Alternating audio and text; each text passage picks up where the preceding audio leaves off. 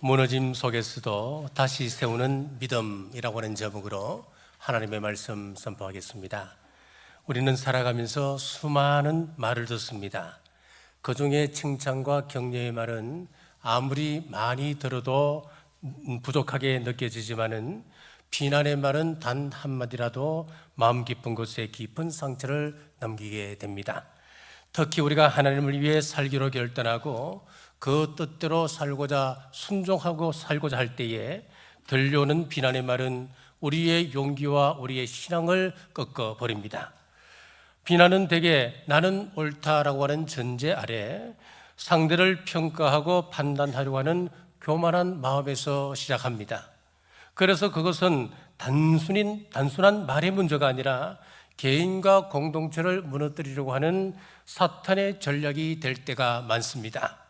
오늘 본문은 바로 그 비난과 조롱 속에서도 하나님의 일을 멈추지 않았던 느헤미야의 이야기를 기록하고 있습니다. 이스라엘 백성이 오랜 포로 생활을 마치고 돌아와 그렇게 소망하던 예루살렘 성이 하나님의 은혜로 다시 세워지려고 하는 감격적인 순간이었습니다. 그러나 그 역사적인 현장에도 반대와 조롱, 비난이 끊이지 않았습니다. 보통 이런 상황이 되면 사람들은 어떻게 반응합니까? 어떤 사람은 한 대 맞으면 두세 대로 갚아야지. 그 결과 싸움이 커져 결국 서로가 다치는 불행한 결과를 맞이합니다. 또 어떤 사람은 비난이 두려워 뒤로 물러서거나 마음의 상처를 품고 패배감과 낙심 속에 주저앉아 버리기도 합니다. 그렇다면 여러분, 하나님의 일을 하다 조롱과 비난을 만났을 때 우리는 어떻게 해야 할까요? 무너짐 속에서도 다시 세우는 믿음의 비밀을 살펴보겠습니다. 첫째, 원수의 조롱입니다. 2절에서 3절입니다. 자기 형제들과 사마리아 군대 앞에서 일러 말하되 이 미약한 유다 사람들이 하는 일이 무엇인가? 스스로 견고하게 하려는가? 제사를 드리려는가? 하루의 일을 마치려는가? 불탄 돌을 흙더미에서 다시 일으키려는가 하고 암몬 사람 도비아는 곁에 있다가 이르되 그들이 건축하는 돌 성벽은 여우가 올라가도 곧 무너지리라 하더라. 도비아가 조롱하기를 저들이 쌓은 성벽은 여우가 올라가도 무너질 것이다 라고 하였습니다. 그렇습니다. 원수 사단은 언제나 우리의 약점을 연구합니다. 어디가 약한지, 어떤 부분을 공격하면 쉽게 무너질지를 늘 살피고 있습니다. 그리고 약점을 발견하면 그 틈을 집요하게 파고듭니다. 즉시 우리 마음에 이런 생각을 심어넣습니다. 너는 안 돼. 내가 하는 일은 아무 소용없는 일이야. 기도해도 그것은 안 되는 거야. 도비아의 말처럼 사탄의 언어는 언제나 조롱과 불신의 언어입니다. 믿음을 흔들고 마음을 낙심케 하여 하나님의 일을 멈추게 하는 것입니다. 더 심각한 것은 원수 도비아가 성전 안에 거처를 얻었다고 하는 사실입니다. 제사장 몇몇이 뇌물을 받고 도비아와 내통했습니다. 이것은 영적인 간첩 행위이지요. 느헤미야는 그 사실을 알고 크게 분노했습니다. 13장 8절을 보면은 내가 심히 근심하여 도비아의 세간을 그 방 밖으로 다 내어 던지고. 사랑하는 여러분, 하나님의 성전에 도비아가 머물도록 해서는 안 됩니다. 여러분 마음에도 도비아가 들어올 수 있도록 허용해서는 안 되는 것입니다. 주일에 예배드리고 월요일 날 점집을 전전긍긍한다면 여러분은 영적인 간첩 행위를 할 수 있지요. 영적인 간음이라 할 수 있습니다. 8절입니다. 다 함께 꾀하기를 예루살렘으로 가서 치고 그곳을 요란하게 하자 하기로. 원수들은 혼란을 일으켜 하나님의 이 중요한 성읍을 중단하게 만듭니다. 오늘도 마찬가지입니다. 공동체를 시끄럽게 하고 평안을 깨트리는 사람들이 있습니다. 그러나 우리 하나님께 속한 사람들은 언제나 화평케 하는 사람입니다. 사랑하는 여러분, 하나님의 일을 열심히 하다 보면은 때로는 조롱당하고 협박도 받고 좌절의 말도 들을 수 있습니다. 그러나 우리는 이 일을 중단해서는 안 됩니다. 만약 그 자리에서 포기한다면 성벽 제거는 물거품이 될 것이고 그러면 도비아의 말대로 예루살렘은 여호의 집터가 되고 말 것입니다. 사랑하는 여러분, 영적 전쟁은 싸우기만 하면 이기는 전쟁입니다. 왜냐하면 우리 대장이신 예수 그리스도께서 이미 이겨놓은 싸움이기 때문에 그렇습니다. 그러므로 조롱 앞에서도 멈추지 마십시오. 말씀과 기도로 싸우십시오. 원수의 조롱에 귀 기울이지 마시고 하나님의 말씀에 귀 기울이는 여러분 되시기를 바랍니다. 그 말씀을 붙드는 자에게 하나님은 언제나 승리의 깃발을 높이 드시는 분이십니다. 이 믿음으로 승리하는 우리 남부교회 모든 성도님들 되시길 주님의 이름으로 축복합니다. 둘째, 느헤미야의 기도입니다. 4절에서 5절입니다. 우리 하나님이여 들으시옵소서. 우리가 업신여김을 당하나이다. 원하건대 그들이 욕하는 것을 자기들의 머리에 돌리사 노략거리가 되어 이방에 사로잡히게 하시고 주 앞에서 그들의 악을 덮어두지 마시며 그들의 죄를 도말하지 마옵소서. 그들이 건축자 앞에서 주를 노하시게 하였음이니이다 하고, 느헤미야의 기도를 우리가 쉽게 오늘 우리말로 바꾸면 이런 겁니다. 하나님, 너무 억울하고 너무 부끄럽습니다. 우리를 조롱하는 그 말이 저들의 머리에 돌아가게 하시고 그들이 혹 하나님 앞에 회개하며 기도한다 할지라도 그 기도를 듣지 말아 주옵소서. 그들을 망하게 하옵소서. 이런 기도예요. 여러분, 이 기도를 보시면은 참 무서운 기도처럼 들리지요. 그러나 이 기도는 개인적인 복수심의 발로가 아니었습니다. 느헤미야는 이렇게 말합니다. 그들이 건축하는 자 앞에서 주를 노하시게 하였나이다 그랬잖아요. 내 개인의 분노가 아니었습니다. 우리 하나님의 이름이 업신여김을 당하는 것, 그것 견디지 못하겠다고 하는 것입니다. 그의 분노는 개인적인 감정이 아니라 하나님의 영광을 위한 거룩한 분노였습니다. 하나님의 공의에 호소하는 기도였습니다. 그렇습니다. 느헤미야는 비난과 조롱이 쏟아질 때 사람에게 하소연하지 않았습니다. 오직 하나님께 그 마음을 쏟았습니다. 사람은 억울한 일을 당하면 누구나 내 마음을 알아주기를 기대하지요.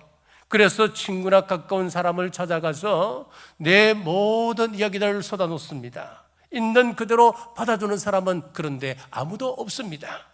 관계가 좋을 때는 서로 죽고 못 살지만은 관계가 멀어지면은 그때 했던 말이 나에게 약점이 되지 않습니까?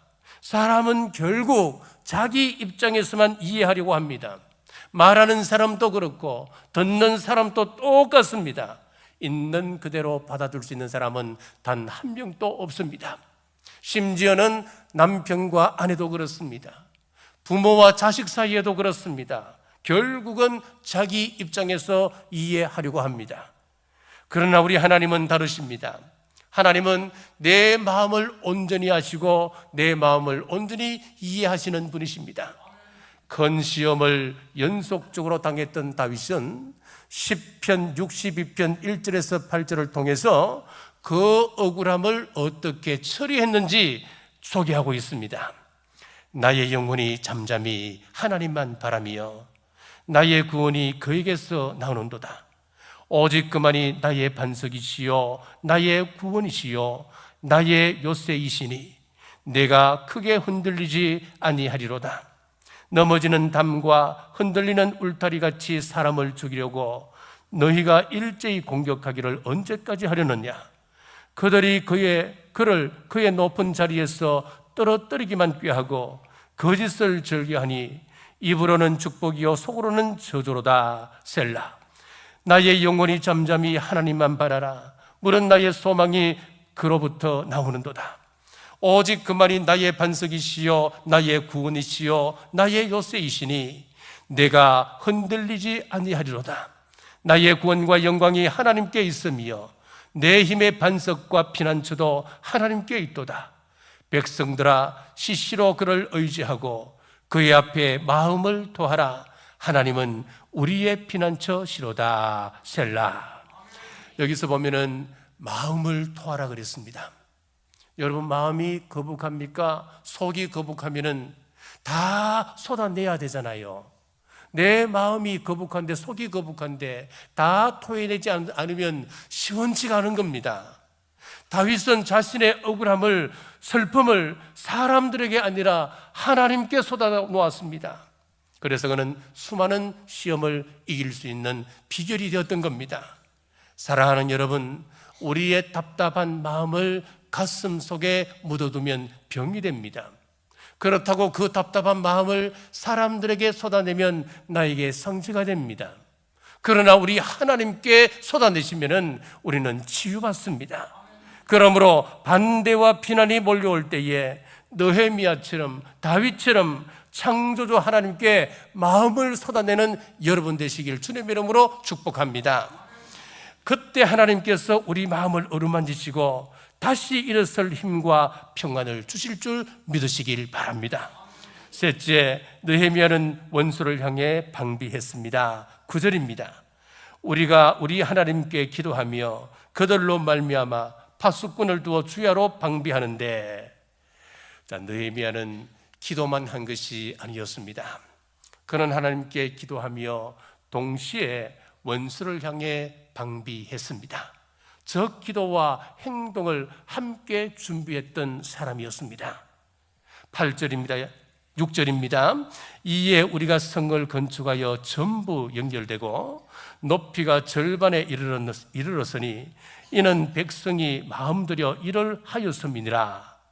대적들의 방해가 있었지만은 백성들은 한 마음으로 열심히 성을 쌓았습니다. 그러나 현실은 녹록지가 않았습니다. 10절입니다. 유다 사람들은 이르기를 흙무더기가 아직 많거늘 짐을 다루는 자의 힘이 다 빠졌으니 우리가 성을 건축하지 못하리라 하고, 처음에는 믿음으로 시작했습니다마는 막상 현실 앞에 서보니 너무너무 힘든 겁니다. 너무 벅찼습니다. 무너진 돌더미는 산을 이루었고 짐을 나르는 사람들의 손에서는 서서히 힘이 빠져갔습니다. 그때 백성들 마음속에는 이제 더 이상 할 수 없어, 더 이상 이 일은 우리 힘으로 할 수 없는 거야. 믿음의 고백 대신 낙심의 말이 흘러나오기 시작했습니다. 8절입니다. 적대의 소리도 점점 요란해지기 시작했습니다. 다 함께 꾀하기를 예루살렘으로 가서 치고 그곳을 요란하게 하자 하기로, 산발락과 도비야 일당이 예루살렘 성벽이 완공되기 전에 예루살렘을 치러 가자, 그렇게 공격하겠다는 겁니다. 더욱 안타까운 것은 12절입니다. 그 원수들의 근처에 거주하는 유다 사람들도 그 각지에서 와서 10번이나 우리에게 말하기를 너희가 우리에게로 와야 하리라 하기로, 대적 근처에 사는 유다 사람들마저 일꾼들의 마음을 흔들어 놓기 시작했습니다. 여보, 그 일 꼭 해야 돼요. 당신이 일하고 있는 그 쪽으로 대적들이 지금 쳐들어간다잖아요. 원수들이 쳐들어가면 당신이 죽을 수도 있는 것 아니겠어요? 그러니까 그만 일하고 집으로 돌아오세요. 한두 번 이야기한 것이 아니고 10번이나 찾아와서 그렇게 이야기했답니다. 격려해야 할 가족이 오히려 두려움의 말을 쏟아냅니다. 사탄은 이렇게 사람의 마음을 나누고 생각을 흔듭니다. 그러나 느헤미야는 흔들리지 않았습니다. 낙심하지도 않았고 도망가지도 않았습니다. 그는 백성들을 다시 모아 세우고 더 철저히 대비했습니다. 그럴 수 있었던 이유는 단 하나, 그의 자신감 때문이 아니라 하나님에 대한 확신 때문이었습니다. 하나님께서 이 일을 이루신다라고 하는 확신이었습니다. 이 믿음 붙잡고 느헤미야는 실질적으로 방비했습니다. 지역지구에는 군대를 배치하고 그리고 백성들 손에는 무기를 쥐었습니다. 16절에서 17절을 보시면은 그때로부터 내수와 사람들의 절반은 일하고 절반은 갑옷을 입고 창과 방패와 활을 가졌고 민장은 유다 온 족속의 뒤에 있었으며 성을 건축하는 자와 짐을 나르는 자는 다 각각 한 손으로 일을 하면 한 손으로는 병기를 잡았는데, 백성들은 한 손에는 흙손을 쥐고 그리고 또 한 손에는 금을 지었습니다. 영국의 유명한 설교자 스펄전 목사님이 목회하던 곳이 어디냐 하면은 메트로폴리탄 태버네클 교회입니다. 저 교회입니다. 아주 웅장하고 잘 지어졌습니다. 자, 근데 이 교회에서 잡지를 하나 발간을 했었는데 바로 흑손과 금입니다. 자, 이 이름의 기원이 오늘 이 말씀입니다. 한 손에는 말씀의 금을 쥐고 또 한 손에는 교회의 사명을 이어가는 흑손을 쥐는 것, 그것이 바로 건전한 신앙인의 모습이라고 하는 것입니다. 균형 잡힌 신앙인의 모습인 겁니다. 우리 예수님은 양손을 내어주심으로 죄로 무너진 우리 영혼을 다시 세우셨습니다. 한 손으로는 하나님을 붙잡고 다른 한 손으로는 죄인된 우리를 붙잡으심으로 무너진 하나님과 인간 사이의 성벽을 완성하셨습니다. 십자가 위에서 화목의 성을 완성하신 것이었습니다. 느헤미야는 또 나팔수를 세워서 적 공격에 대비했습니다. 적이 공격하면 나팔을 불어 백성들이 적극적으로 대응할 수 있도록 했습니다. 오늘 우리의 삶에도 나팔수가 필요합니다. 예수님께서 말씀하셨습니다. 깨어 기도하라, 시험에 들지 않게 하라. 그분은 지금 또 우리 마음의 파수꾼이 되어서 사탄의 공격과 낙심으로부터 우리를 지켜주십니다. 우리가 깨어 기도할 때 사탄은 감히 침입하지 못합니다. 왜요? 나팔수 대신 우리 예수님께서 우리 마음의 성벽 위에서 지키시고 계시기 때문에 그렇습니다. 그분의 음성은 우리의 경고음이요, 그분의 임재는 우리의 안전한 성벽입니다. 사랑하는 여러분, 안 된다고 말하는 사람들은 안 되는 이유를 수백 가지 들 수 있습니다. 그러나 된다라고 이야기하는 사람, 믿음의 사람은 된다고 하는 그 이유에 대해서, 그 가능성의 이유에 대해서 수백 가지 또 말을 할 수 있습니다. 그러므로 사랑하는 여러분, 기도로 방비하십시오. 믿음으로 준비하십시오. 그때 하나님께서 싸우시고 우리는 승리의 열매를 맺게 됨을 믿으시기를 주님의 이름으로 축복합니다. 넷째, 함께 하시는 하나님을 기억했습니다. 20절입니다. 너희는 어디서든지 나팔 소리를 듣거든 거리로 모여서 우리에게로 나오라. 우리 하나님이 우리를 위하여 싸우시리라 하였느니라. 느헤미야가 담대할 수 있었던 것은 자신이 강해서가 아니라 하나님이 우리와 함께하고 계신다라고 하는 믿음이었습니다. 하나님이 우리를 위하여 싸우신다고 하는 그 믿음으로 견딜 수 있었습니다. 그렇습니다. 십자가는 겉으로 볼 때는 패배와 연약함의 상징이었습니다. 세상은 그것을 실패라고 조롱했고 사람들은 모든 것이 끝났다 비웃었습니다. 그러나 하나님은 바로 그 십자가를 통하여 온 인류를 구원하셨습니다. 사람의 눈에는 패배이지만은 우리 하나님의 계획 안에서는 완전한 승리였습니다. 사탄이 이겼다고 비웃던 바로 그 순간 우리 예수님은 십자가에서 죄와 사망의 권세를 깨뜨리시고 하나님의 위대한 승리를 완성하셨습니다. 그러므로 오늘 우리가 담대할 수 있는 이유는 이미 승리하신 우리 예수님께서 지금 우리 마음에 오셔서 우리를 위하여, 우리를 대신하여 싸우고 계시기 때문에 그렇습니다. 그렇습니다. 우리는 이미 승리하신 주님의 그 승리 안에서 믿음으로 나아가는 자들입니다. 사도 바울은 고린도후서 4장 7절에서 이렇게 말씀하셨습니다. 우리가 이 보배를 질그릇에 가졌으니 라고 했습니다. 저와 여러분은 약한 질그릇이랍니다. 약한 질그릇이기 때문에 언제든지 끼워질 수 있는 연약한 존재라고 하는 것입니다. 그러나 우리 속에, 이 질그릇 속에 보화 되신 예수 그리스도께서 자정해 계신다고 말씀합니다. 우리 예수님께서 질그릇 속에 계시기 때문에 그 질그릇은 연약할지라도 주님 때문에 우리는 능력 있는 존재, 존귀한 존재가 될 수 있다고 성경은 말씀하는 겁니다. 사랑하는 여러분, 혹시 지금 환난 중에 계십니까? 여러분의 사업이 힘드십니까? 여러분의 가정에 시험이 찾아왔습니까? 자녀의 문제가 있습니까? 질병의 고통 속에 있습니까? 자녀들이 방황합니까? 마음이 무너져 있습니까? 기억하십시오. 질그릇 같은 저와 여러분이지만은 우리 속에 함께 계신 예수님이 우리의 삶을 붙드시며 우리를 위하여 싸우고 계십니다. 그러므로 정죄할 자도 없습니다. 송사할 자도 없습니다. 우리와 대적하여 이길 자도 없습니다. 나는 약하지만 하나님은 강하시고, 나는 어리석지만은 우리 하나님은 지혜로우시며, 우리는 무능해도 하나님은 전능하십니다. 그 하나님이 오늘 또 우리를 위하여 싸우고 계심을 기억하시고 믿음으로 전진하는 우리 남부의 모든 성도님들 되시길 주님의 이름으로 축복합니다. 말씀을 맺겠습니다. 성벽 재건은 단순한 건축 이야기가 아닙니다. 느헤미야는 그 일을 추진하는 강력한 동기를 말씀하고 있는데, 바로 자녀와 가족의 생명과 미래가 걸린 일이라고 그는 동기부여를 했습니다.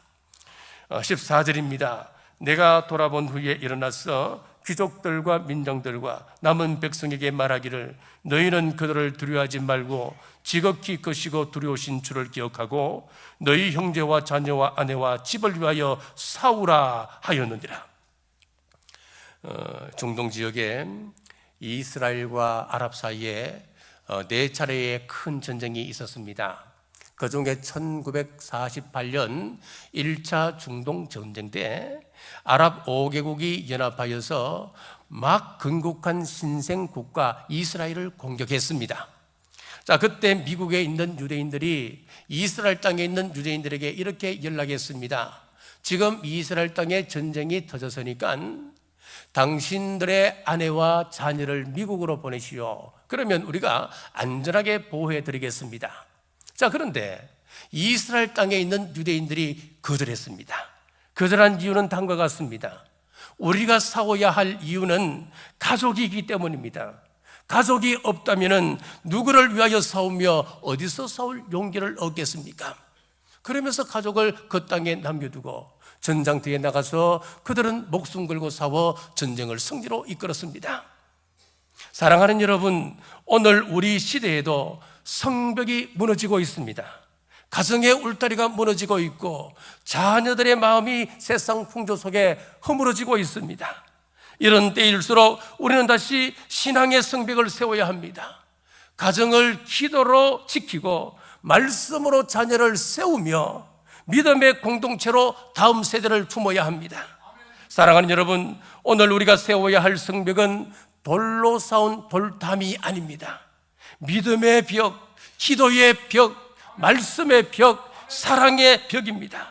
우리의 기도의 눈물의 기도가 가정을 세우는 흑손이 되고 우리의 믿음의 결단이 교회를 다시 일으키는 검이 됩니다.